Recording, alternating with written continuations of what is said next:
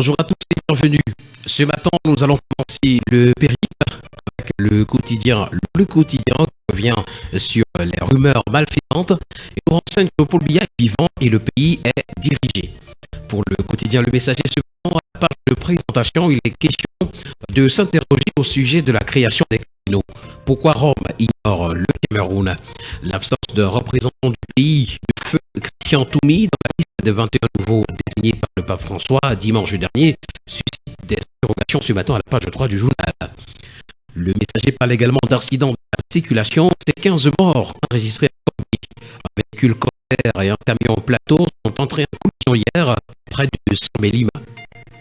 Le quotidien Le Jour, pour sa part, ce matin, nous présente à la grande une l'article 100 de la Constitution de la République du Cameroun.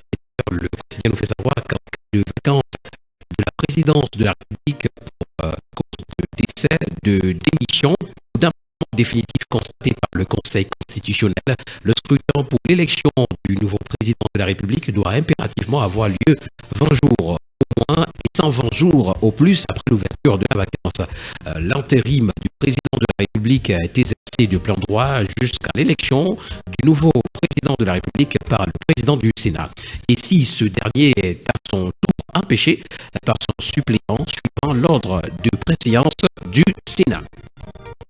Nous continuons ce matin avec le quotidien Mutation qui, au sujet de l'affaire Glencore, s'interroge. Qu'attend le TCS alors que l'audience de mise en état de ce dossier s'est tenue hier à Londres? La SNH rappelle à nouveau qu'elle a déposé une plainte le 6 novembre 2023 au tribunal criminel et qu'elle a toute l'ouverture des auditions afin que les coupables camerounais du scandale répondent de leurs actes. C'est une information ce matin à trouver en page 2. Nous continuons le périple de ce matin avec l'accident de la route qui est affiché à la grande une du quotidien vers l'agence. 15 mars de l'Ars Yaoundé Lima. L'information complète à retrouver à la page 3.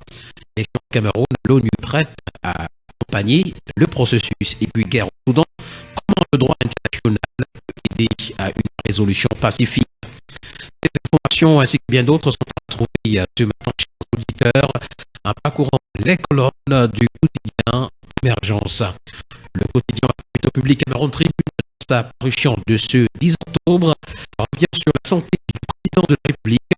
La manipulation de trop nous présentée ce matin.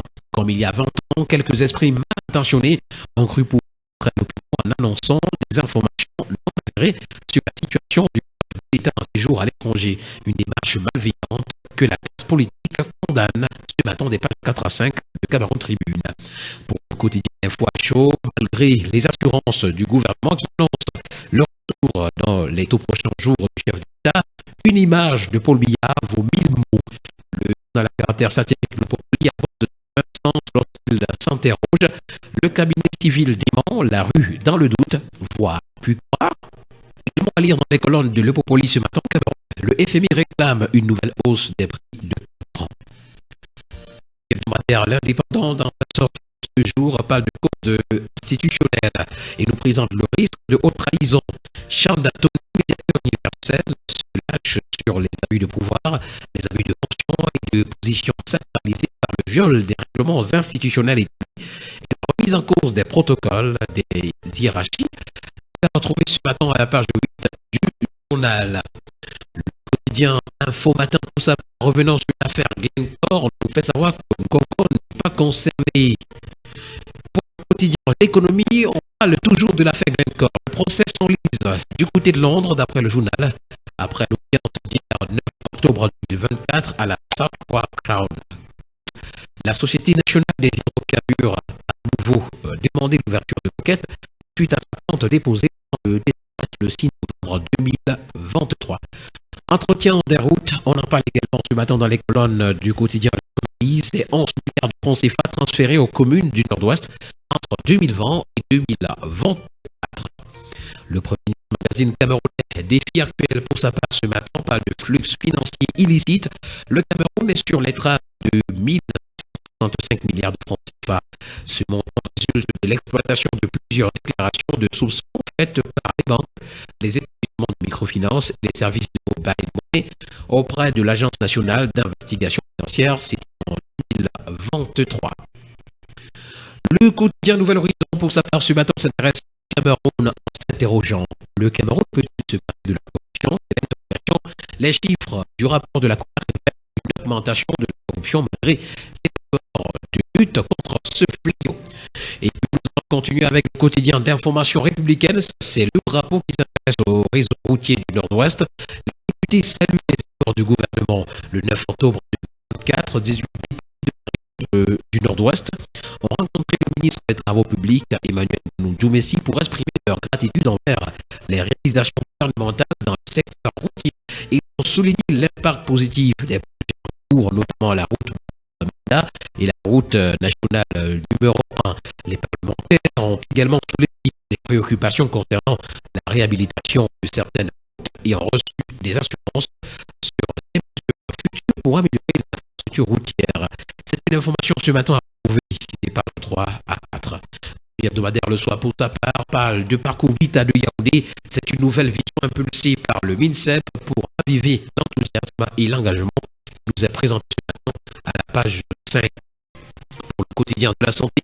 Éco-santé, on s'en va à Bataillon. Les médias ont été les premiers de la classe pour une meilleure santé mentale au travail. BTS, HDI, DCEP sont également une nouvelle ère s'ouvre pour les diplômés. Et puis, protégeons les jeunes filles. L'appel de l'eau du sida contre le VIH est à retrouver.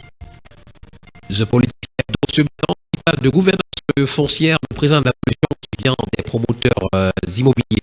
Si le Cameroun doit être une terre d'attractivité, il faut faciliter l'accès à la propriété foncière avec une détribalisation d'accès à la propriété foncière. La fuite est à retrouver ce matin à la page 2. Et nous terminons la lettre de s'intéresse à l'Union économique de l'Afrique. Les perspectives 2025 sont en débat à Bangui. D'ailleurs, les travaux qui se tiennent le 11 octobre en République centrafricaine avec un fil conducteur, l'adoption 2025, l'évaluation de performance et la définition des orientations futures nous a présenté ce matin à la page 5. Voilà qui met un terme à la sortie de ce jour de la revue de presse camerounaise.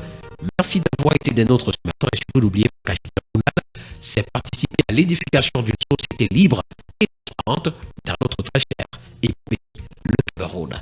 Agréable journée à tous et au plaisir de nous retrouver demain.